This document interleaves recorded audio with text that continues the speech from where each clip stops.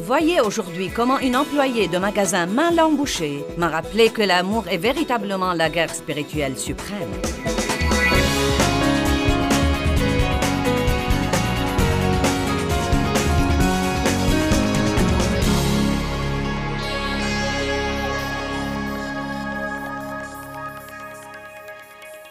J'avais l'habitude de passer énormément de mon temps à réprimer les démons.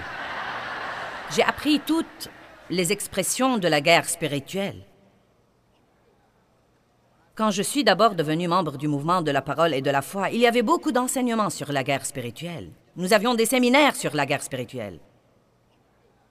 Je te réprime, Satan!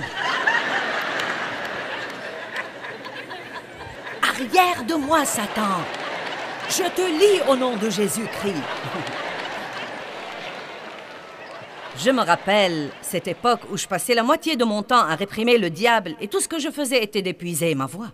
Je croyais que si on priait, on devait prier à voix haute. Plus on la hausse, plus on a de l'effet. Et je jugeais Dave. Je me disais, il ne prie pas. Parce qu'il s'asseyait, les yeux ouverts, et regardait par la fenêtre. Et je me disais, on ne peut pas prier les yeux ouverts. On ne peut pas s'asseoir et prier. On doit être comme à la guerre, on doit... Donc, je marchais, et je criais, et je hurlais. Et Dave regardait paisiblement les nuages et regardait l'air comme ça.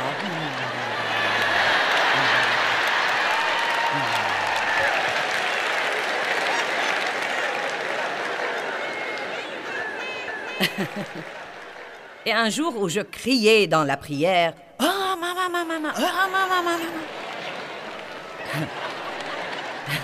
J'ai senti que le Saint-Esprit m'a dit, « Eh bien, tu devrais écouter ceci. »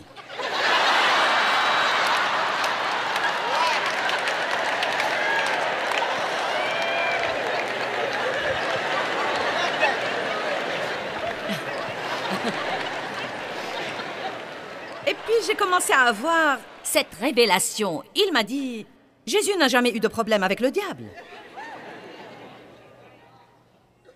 Pourquoi ne pas étudier et voir comment il faisait la guerre spirituelle? Il n'a jamais eu d'ennui avec le diable. Il restait en relation étroite avec Dieu.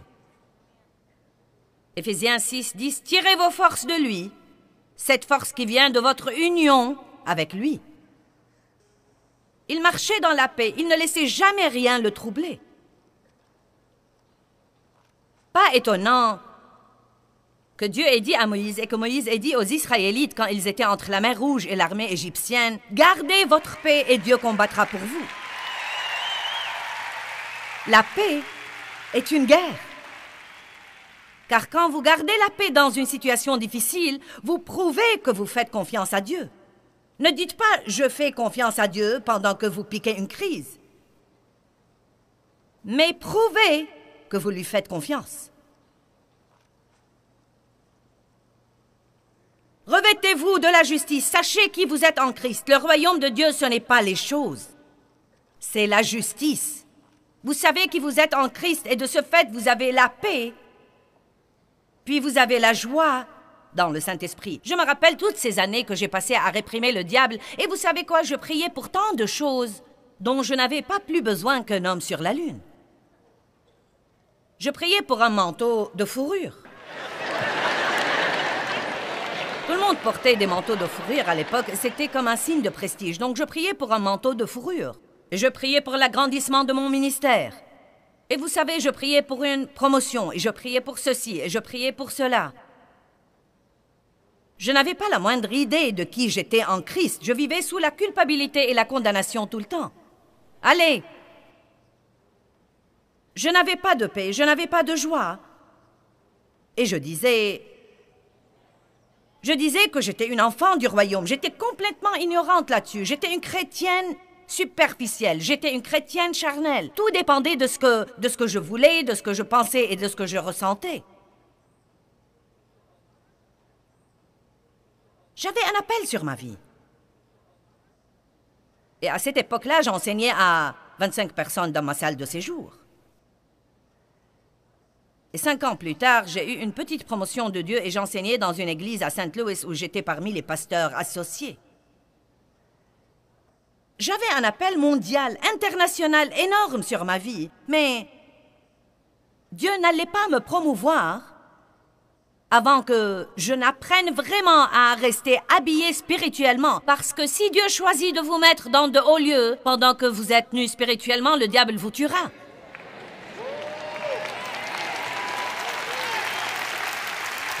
Donc, pendant que vous priez pour l'agrandissement de votre ministère ou pour que vous soyez le patron au travail ou quoi que ce soit, vous feriez mieux de prier pour la croissance spirituelle et la maturité et de voir comment vous êtes habillés tous les matins.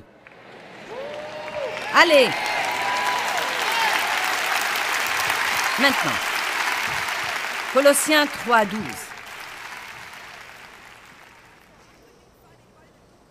C'était une chose énorme, énorme pour moi quand Dieu m'a montré toute cette affaire de se revêtir et de se dépouiller et d'être habillé spirituellement. Et je me souviens même que je participais à des séminaires où on parlait de se revêtir de cette armure et on enseignait aux gens de se mettre debout et on leur disait « Mettez votre ceinture, mettez votre casque, mettez votre cuirasse, mettez vos chaussures. » Mais vous voyez, tout ceci ne sert à rien si vous ne l'exercez pas. Non mais je peux mettre mes chaussures de paix tous les matins et en même temps vouloir donner une bonne raclée à mon enfant. Vous savez, j'ai découvert que j'étais très paisible et que je m'entendais bien avec tout le monde jusqu'à ce que quelqu'un rentre à la maison.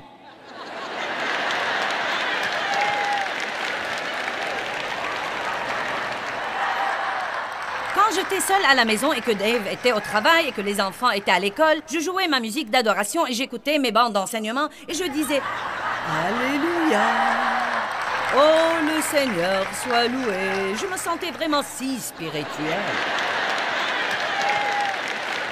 Mes amis appelaient, je leur donnais un mot de conseil et je leur donnais un mot du Seigneur. Est-ce que quelqu'un sait de quoi je parle? Et je me suis finalement réveillée et je me suis dit, vous savez quoi, je n'ai aucune victoire. Tout ce que je fais, c'est de crier et de hurler. Et le diable prend toujours le dessus. J'étais si spirituelle pendant la journée, puis un de mes enfants entrait dans la cuisine par la porte du garage et laissait tomber quelque chose et je lui disais « Qu'est-ce qui te prend? Tu ne sais jamais rien faire comme il faut !»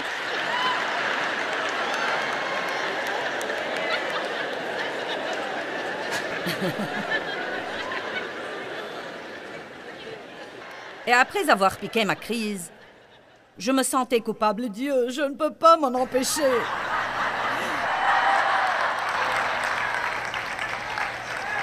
Mais Dieu m'a enseigné. Il m'a dit, tu peux t'en empêcher si tu veux. Si tu voulais impressionner quelqu'un, tu n'aurais pas agi comme ça.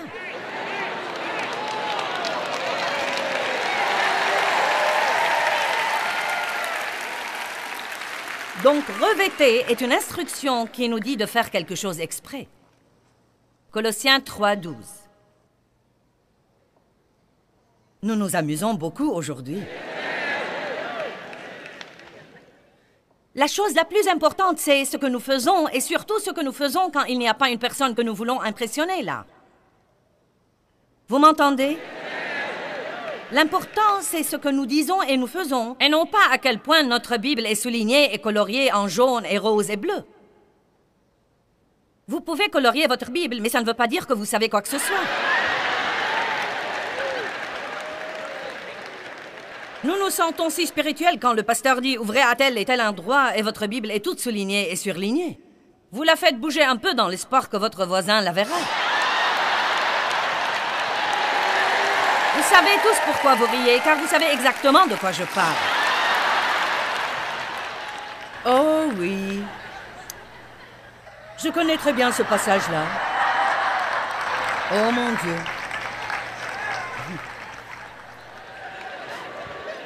La chose la plus importante n'est pas ce que nous soulignons, mais ce que nous faisons, et surtout ce que nous disons et faisons, quand il n'y a pas une personne que nous voulons impressionner présente là.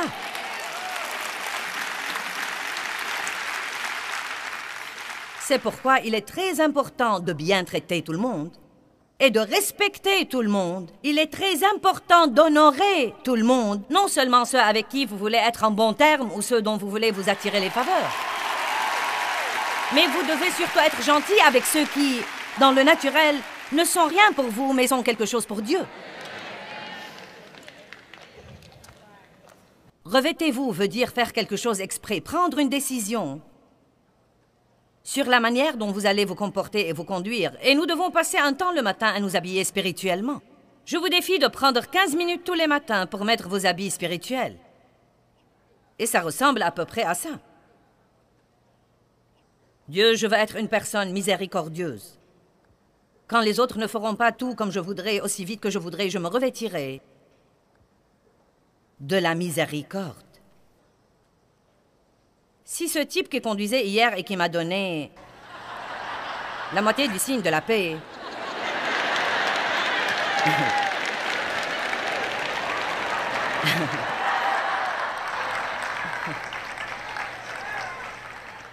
S'il avait revêtu la miséricorde avant de sortir, il n'aurait pas agi de la sorte. Croyez-moi, je plains les gens. Non, mais le pauvre type n'avait pas la moindre idée de ce qu'il faisait. Or, dans le royaume spirituel, j'apporte la parole de Dieu à cette ville. Je suis là comme un porte-parole de Dieu. Et ce type n'a pas du tout aimé que je me mette sur sa file. Et donc, il s'est comporté avec moi odieusement. Et vous savez, c'est pourquoi nous devons prier pour lui, pour qu'il se revête parce qu'il est ignorant. Pas étonnant que Jésus ait dit « Père, pardonne-leur, car ils ne savent pas ce qu'ils font. » C'est la raison pour laquelle nous devons prier comme ça. Il n'avait pas la moindre idée de ce qu'il faisait. Colossiens chapitre 3, verset 12 dit « Revêtez-vous donc comme des élus de Dieu, comme ses représentants choisis, qui sont purifiés et saints et bien-aimés par Dieu lui-même. Revêtez-vous d'un comportement empreint d'entrailles de miséricorde, de bonté, d'humilité, de douceur, de patience inlassable et à toute épreuve et qui a la puissance de tout endurer de bon cœur. Soyez gentils et indulgents les uns envers les autres. » Et si l'un a un indifférent ou une reproche ou une plainte contre un autre, pardonnez-vous volontiers réciproquement. De même que le Seigneur vous a pardonné volontiers, vous devez vous aussi vous pardonner les uns aux autres. Et par-dessus toutes ces choses, revêtez-vous de l'amour. Par-dessus tout ce que vous revêtez, revêtez-vous de l'amour. L'amour est une guerre spirituelle. Matthieu 24.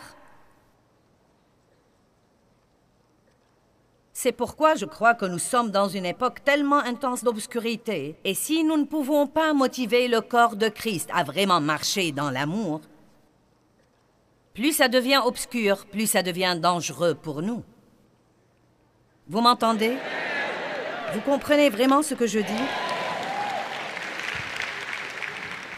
Nous ne pouvons pas nous permettre de sortir de nos maisons et de nous comporter comme le reste du monde. Il est temps que nous prenions la décision de faire ce que nous savons faire. Oui, Dieu est miséricordieux, et oui, sa grâce couvre nos péchés, mais nous devons arrêter de faire les choses que nous ne devons pas faire. Je n'y peux rien. Passez plus de temps avec Dieu et stimulez la puissance du Saint-Esprit au-dedans de vous, et vous pourrez résister à ces choses. Matthieu 24, 10 dit « Et plusieurs seront offensés dans les derniers jours. » Ce chapitre tout entier parle des signes des derniers temps. Guerre, rumeurs de guerre, tremblements de terre, famine. Non mais nous voyons ça, n'est-ce pas? Nous le voyons partout. Non mais, bonté divine, mon fils est en Indonésie. Et dans toute cette région-là, ils ont d'incroyables événements.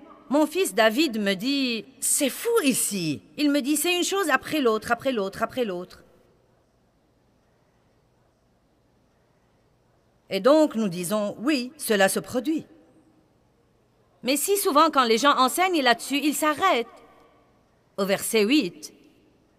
Et quand vous voulez aller au verset 10, 11 et 12, c'est là que ça devient intéressant. Et alors, plusieurs seront offensés et rebutés et commenceront à se méfier d'eux et à abandonner ceux à qui ils devraient faire confiance et obéir. Et ils succomberont et se trahiront et se haïront les uns les autres. Combien de gens offensés y a-t-il dans l'Église aujourd'hui? plusieurs seront offensés.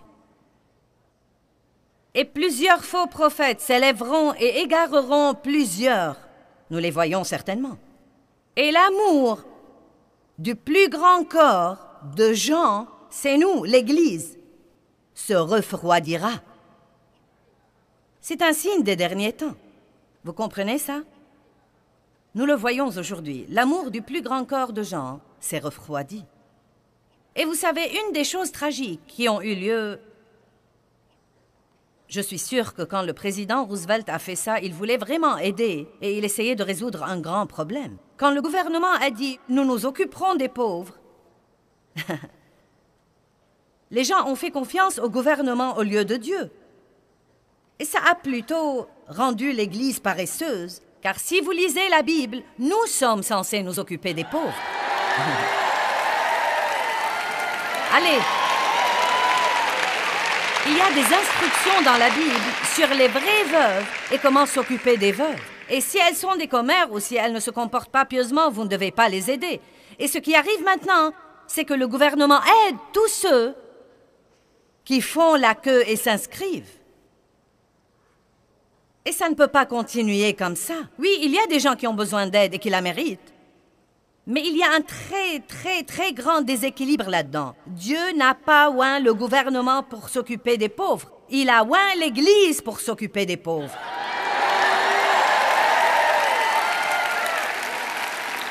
Mais nous n'avons pas compris ce qui arrivait. Ça avait l'air d'être une bonne affaire. Nous payons plus de taxes et vous faites le travail.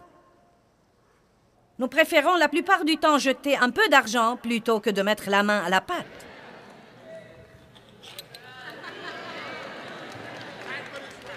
Amen. Nous préférons prier pour un réveil plutôt que d'avoir ce réveil. Car si les gens qui ont besoin de Dieu viennent, ils ne seront pas comme vous. Ils ne parleront pas votre langue. Peut-être qu'ils ne sentiront pas bon et se conduiront mal. Allez. Et parce que nous ne voulons pas, nous disons « Eh bien, vous savez, l'amour n'est pas exclusif, il est inclusif. L'amour a de la place pour tout le monde dans son cercle, et non seulement pour les gens qui sont comme nous. » Oh, alléluia, je prêche bien aujourd'hui.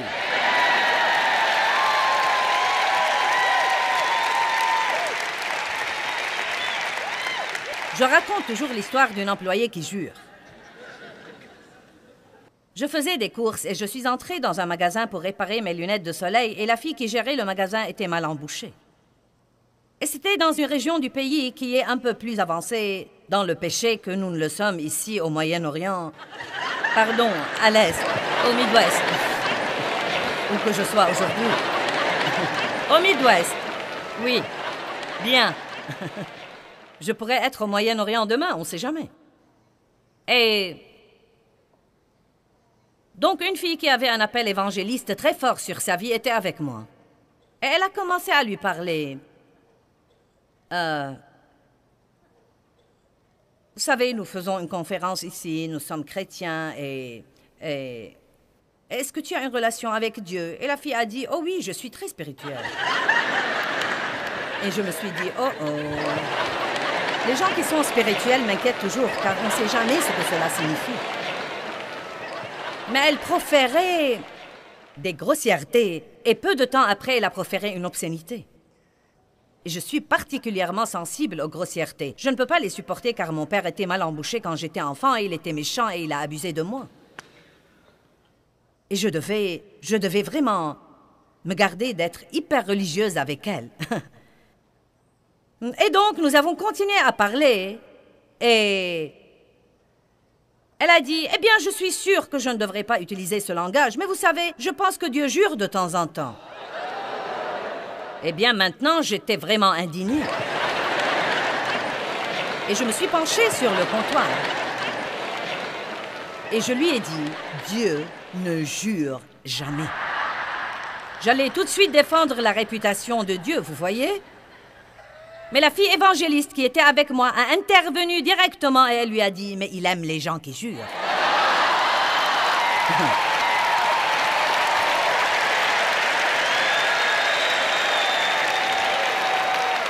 Et je me suis dit « Me voilà, j'essaye de nettoyer ce poisson que nous n'avons pas encore attrapé. »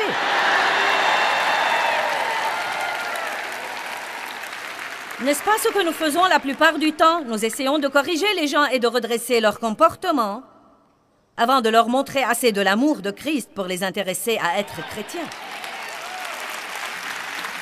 L'amour du plus grand corps se refroidira à cause de l'iniquité accrue et de l'anarchie sur terre.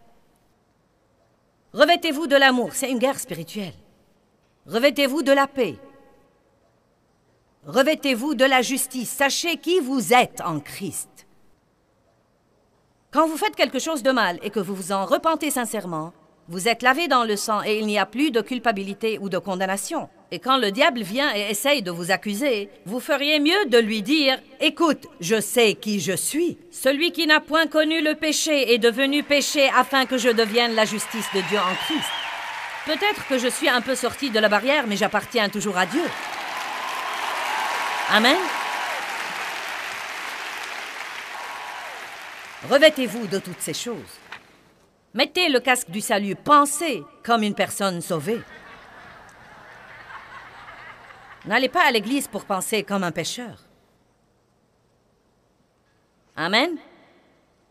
Soulevez le bouclier de la foi.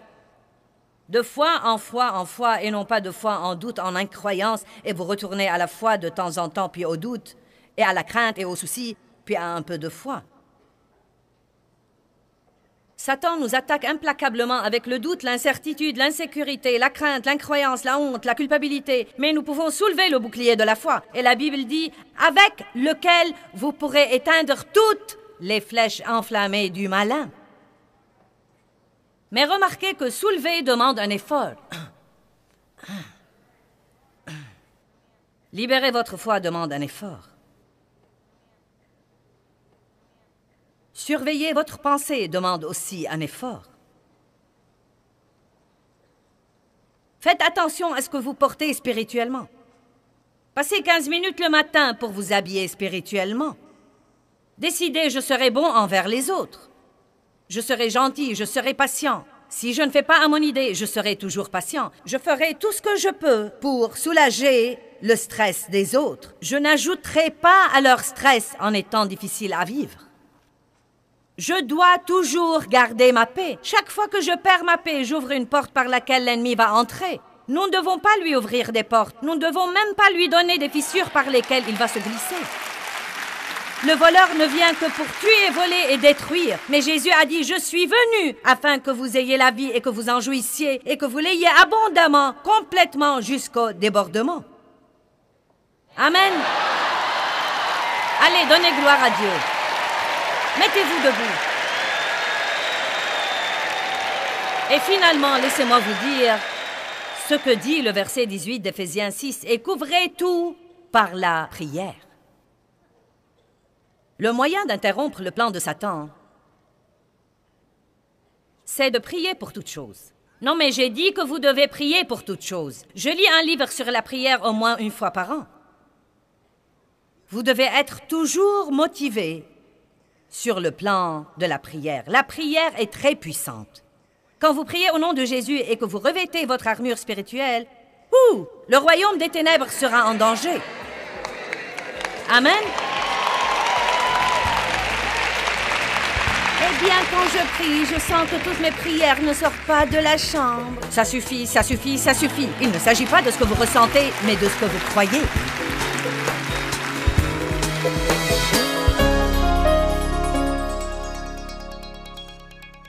Éphésiens chapitre 6, verset 11 dit « Revêtez-vous de l'armure complète de Dieu, des armes lourdes que Dieu vous a fournies, pour que vous puissiez tenir ferme contre toutes les stratégies et les tromperies du diable. » Vous savez, nous ne sortons pas de nos maisons sans nos vêtements naturels, et Dieu veut que nous revêtions toujours nos habits spirituels avant de commencer notre journée.